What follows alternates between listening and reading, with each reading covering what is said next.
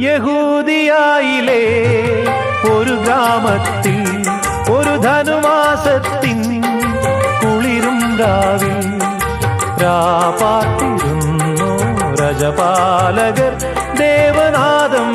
കേട്ടു ആമോദരാ വർണ്ണരാജികൾ വിടരും വാനിൽ വെള്ളിമേഘങ്ങൾ ഒഴുകും രാവിൽ താരക രാജകുമാരിയോടൊത്തന്നു തിങ്കൾ കലപാടി ഗ്ലോറിയ അന്നു തിങ്കൾ കലപാടി